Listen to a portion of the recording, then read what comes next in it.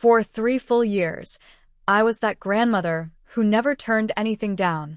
Whether it was chauffeuring the kids, cooking meals, or handling all their daily care, I gave freely and never asked for a thing in return. Then, one ordinary afternoon, my daughter-in-law made it clear I wasn't wanted anymore. So, I did exactly what she asked. Outside, a storm was brewing, but inside, across that granite kitchen island, the tension was far more fierce. It was a cold Tuesday afternoon in suburban Ohio. I'd just wiped tomato soup off 4-year-old Toby's sweater when 2-year-old Clara sat happily in her high chair, munching on a warm grilled cheese I'd made from scratch. Then the hallway door swung open. Elena emerged from her home office, headset still around her neck, laptop wedged under her arm. Her gaze swept across the counter, landing on the cutting board and the cracker box near the sink. "I told you, Graham. We're avoiding processed cheddar this month," she snapped, her voice tight. "And why is Toby eating before 5?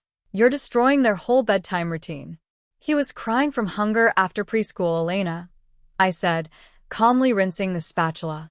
"I just gave him half a sandwich to settle his stomach." She let out a harsh breath and threw her hands up, leaning in until her knuckles pressed against the counter.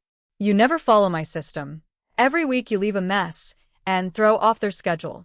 Honestly, Marissa, you're just too much trouble around the kids. If you can't respect my rules, stay away from them entirely." The room went dead quiet. Toby looked up with wide, worried eyes, his half-eaten crust in hand. I turned to my daughter-in-law, but I didn't raise my voice. I didn't argue or defend the 3 years of unpaid care I'd poured into that home. Instead, I hung the dish towel on the oven handle, picked up my purse from the entryway bench, and zipped my coat. "I understand," I said softly. I walked out into the crisp autumn air, closed the door gently behind me, and drove home. That was the moment I decided my days as an unappreciated safety net were over. For 36 months, I'd been the invisible backbone of my son's busy household. As a retired middle school administrative assistant, organizing chaos came naturally. After my husband Arthur passed 4 years ago, helping Graham and Elena gave me a sense of purpose. I drove 30 minutes each weekday morning to handle preschool drop-offs, doctor visits, laundry, and home-cooked dinners, never asking for a cent. In today's America, full-time daycare for 2 toddlers easily tops $2,500 a month. I saw my daily labor as a gift of love, meant to give the young couple financial breathing room while they built their careers. But somewhere along the way, my presence shifted from a generous blessing to an expected and criticized utility. At 8 o'clock that night, my phone buzzed on the coffee table. It was Graham. "Hey, Mom," he began, his voice carrying that familiar hesitation of a man stuck between 2 worlds. "Elena told me things got a little heated earlier. She had a brutal quarterly review today." "She didn't mean what she said." "You know how stressed she gets." I sipped my peppermint tea and leaned back in my chair. "Graham." She looked me in the eye and told me I was too much trouble and demanded I stay away from the kids. I replied steadily. She was completely clear and deliberate. "Come on, Mom. Don't take it so personally," he sighed, sounding drained. "We still need you tomorrow for Toby's occupational therapy drive at 2 o'clock, right?" "No, Graham," I said softly. Elena made her boundaries very clear, and out of respect for her household, "I'm stepping back. You two will have to handle tomorrow yourselves." Before he could offer another dismissive excuse, I wished him good night, hung up, and set my phone to silent. For the first time in 3 years, my tomorrow belonged entirely to me. Wednesday morning arrived with an unfamiliar stillness. For years, my alarm had gone off at 6 o'clock sharp, so I could hit the highway, unlock my son's back door, and start packing toddler lunches. Instead, I woke naturally at 7:30, brewed a pot of hazelnut coffee, and sat on my sunny patio watching goldfinches at the feeder. By 10 o'clock, I walked into the local rec center, bought an annual membership, signed up for water aerobics on Tuesdays and Thursdays, and registered as a volunteer docent at the Botanical Conservatory. For years, I'd put my own interests on hold because someone else needed a ride, a diaper change, or clean laundry. Across town, though, my absence was already being felt, though Elena refused to admit it. According to my neighbor Evelyn, who spotted her at the grocery store, Elena assumed I was just throwing a passive-aggressive fit. In her mind, grandparents pout for 48 hours and then return with groceries and apologies. She thought she held all the leverage because she controlled access to the grandkids. But she'd completely miscalculated my resolve. I wasn't angry or plotting revenge. I was simply honoring her request to stay away. At 2:15 that afternoon, my phone lit up with 3 missed calls from Graham. Toby's therapy was at 2:30 across town, and Elena had an emergency client call while Graham was stuck on a Zoom meeting. I didn't answer during my greenhouse orientation. When I checked voicemail at 4 o'clock, Graham's voice was flustered. "Mom, we had to cancel Toby's session and pay a late fee. Where are you?" I deleted the message and kept potting orchids under the warm glass roof. They demanded complete independence, and I was giving them exactly that. By the second week, the delicate machinery of their suburban life started to grind. Modern dual-income life leaves razor-thin margins for error. Strip away 30 hours of free labor a week, and the true cost of daily survival quickly surfaces. Elena tried hiring a babysitter through an app. $30 an hour, 4-hour minimum, surge pricing for last-minute bookings. The college student they got arrived late Monday, forgot to lock the door, and fed Clara non-organic snack bars, sending Elena into another spiral. On Thursday, Toby ran a 101 degrees fever at preschool. According to the handbook, sick kids had to be picked up within 30 minutes. In the past, the school would call me directly. I'd arrive in 12 minutes with chicken broth and rock Toby on the recliner while his parents worked. Not this time. The school secretary called Elena, who was mid-presentation to Chicago stakeholders. She frantically forwarded to Graham, who was 40 miles away in gridlock. He tried calling me 6 times in 20 minutes, but I was at a watercolor workshop. He had to pull over on the highway shoulder, earning a reprimand from his supervisor. Elena shut down her presentation early, took an unexcused absence, and raced through rain to pick up our sick grandson. The illusion that I'd been too much trouble was crashing into the brutal reality of raising 2 toddlers alone. And for the first time, there was no silent scapegoat to absorb the blame. On Saturday morning, I did something purely for my grandchildren, not for their parents' convenience. Knowing both kids had caught the bug and the house was likely buried in takeout boxes, I spent 3 hours simmering bone broth with carrots and chicken. I packed 6 mason jars of soup, added fresh blueberry muffins, and placed them in an insulated cooler. At 7 o'clock, before the fog burned off, I drove to their cul-de-sac. I didn't use my spare key or tap on windows.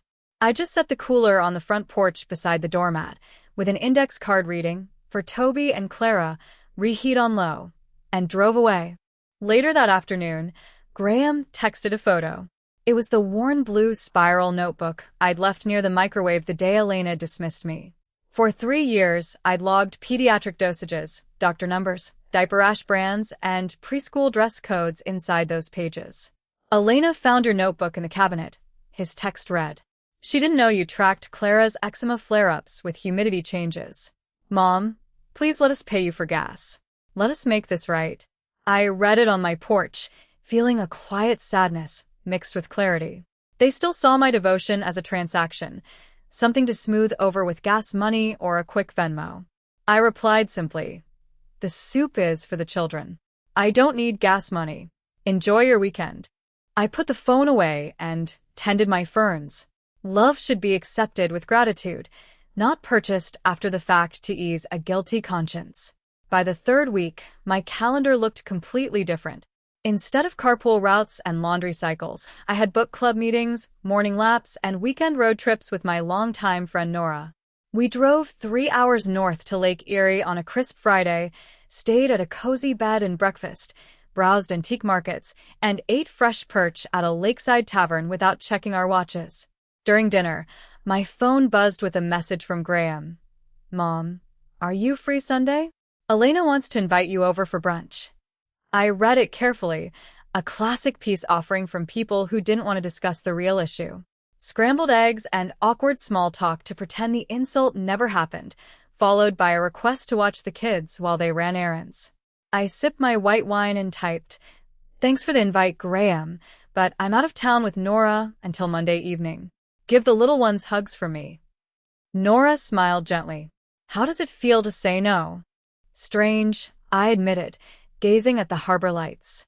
For so long, I thought if I wasn't always available, I wasn't a good mother or grandmother. But exhausting myself didn't earn respect. It just made me convenient. Convenience is never cherished, Marissa, Nora said wisely. Only presence is. That night, falling asleep to the rhythm of lake waves, I realized I hadn't felt this light since before Arthur got sick. I was finally rediscovering who I was outside the endless demands of others. On the fourth Saturday, the doorbell rang at 9 o'clock sharp. I opened the door to find Graham on my porch, Toby holding his hand and Clara strapped into a car seat on his arm. Diaper bags and backpacks hung off his shoulders. He looked exhausted, dark circles, wrinkled shirt, uncombed hair. Hey, Mom, he said with a tired smile, trying to step inside. Elena has a client audit all morning, and I have to finish a quarterly report by 1 o'clock. We figured the kids could hang out with Grandma for a few hours. I stood firmly in the doorway, hand on the frame. Graham, you didn't call before coming over. I know, but you're always home Saturday mornings, he stammered. And I know how much you miss the kids. Behind me, laughter drifted from the dining room. 5 women from the botanical committee were gathered around my table with gardening books and scones, planning the spring plant sale. Graham's expression froze as he registered the full house. I'm hosting the committee workshop until 1 o'clock, I explained calmly, and then Nora and I have theater tickets downtown. I can't watch the kids today. Mom, please, he pleaded, voice dropping to a desperate whisper. Elena and I haven't slept properly in 3 weeks. We're at each other's throats. The house is a disaster. I understand you're struggling, Graham, I replied softly, but you can't drop responsibilities at my door without asking. He stood there on the porch, holding the heavy car seat, finally realizing my time was no longer his. The breaking point came the following Friday night at 10:30. I was in bed, reading glasses on, finishing a historical novel, when my phone rang. Graham's name lit up the screen. I answered. Hello, Graham. No defensive opening this time. No excuses about traffic or work. Just the ragged, choking sound of my 34-year-old son crying. Mom, he sobbed, voice cracking. Mom, I'm so sorry. I'm so sorry. I sat up against my pillows, keeping my voice calm. Take a breath, Graham. Tell me what happened. Everything fell apart, he wept, sounding like the little boy who used to scrape his knees on the playground. Elena had an overseas client meeting at 6 o'clock. Clara knocked a whole pitcher of juice onto her laptop, and Toby had a screaming meltdown because dinner wasn't ready. Elena sat on the kitchen floor and just broke down sobbing. She admitted she's been terrified of failing at work and as a mother. She took all her panic out on you because you made everything look easy. And I was a coward, Mom. I let her treat you like hired help because it made my life comfortable. We treated your love like a free service and took you for granted. Hearing my son speak the truth without deflection was the first real progress in 3 years. Thank you for saying that, Graham, I answered softly into the dark. That means a great deal to me. Can we talk to you face to face? He begged. I paused, looked at the moonlight on my lawn, and agreed to meet Sunday morning. We met at a quiet booth in a local diner on Route 18, neutral ground, not their kitchen, so our conversation could stay centered on adult communication. Elena sat across from me, hands wrapped around a mug of black coffee. Her polished corporate armor was gone, replaced by exhausted humility. Her eyes were red. She looked down, then met my gaze. Marissa, I owe you a sincere apology, she said, voice trembling but firm. What I said 4 weeks ago was cruel, unfair, and completely wrong. The truth is, I was drowning under work pressure and my own impossible standards. Watching you care for my children with such patience made me feel insecure about my own mothering, and I attacked you to protect my pride. I listened without interrupting. An apology without excuses is rare, and I respected her honesty. Thank you, Elena, I replied, hands resting on the table. I appreciate that, but we need to establish a very clear understanding moving forward. Both nodded quietly, waiting. I love Toby and Clara with all my heart, I continued, and I love both of you. But I am not your nanny, your housekeeper, or an emergency safety net. My days of working 30 hours a week as unpaid domestic labor are over. We understand, Mom, Graham said quickly. We don't expect that anymore. Here's what I will offer, I stated calmly. I'll take the kids every Wednesday afternoon from 2 to 5 o'clock to the park or library, and we'll have a family dinner once a month.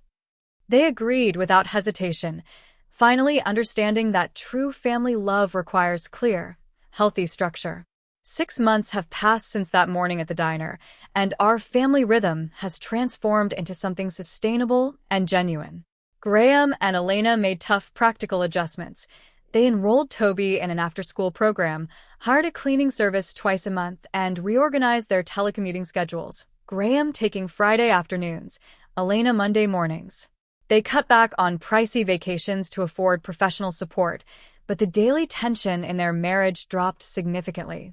As for me, Wednesday afternoons have become the highlight of my week. Yesterday at 2 o'clock, I pulled into their driveway. Toby came running down the hall with his shoes on, clutching a crayon drawing of a green dinosaur, while little Clara shouted my name with pure joy, teddy bear in hand. No overflowing laundry hampers on the counter, no passive-aggressive remarks about snacks, no expectation that I'd scrub pots or fold sheets. I took them to the library story hour, bought them vanilla ice cream cones, and brought them home promptly at 5 o'clock. When I walked them to the door, Elena was waiting in the kitchen. She smiled warmly, handed me a foil-wrapped loaf of banana bread, and said, "Thank you so much for today, Marissa. The kids had a wonderful time." "You're very welcome, Elena," I replied with a warm smile. Stepping back was the hardest choice I ever had to make, but it saved our family. By refusing to let my devotion be treated as an obligation, I reclaimed my own life, and in doing so, taught my children how to truly value my presence. Real love thrives not in endless quiet sacrifice, but in mutual honor, grateful hearts, and the shared dignity of healthy boundaries.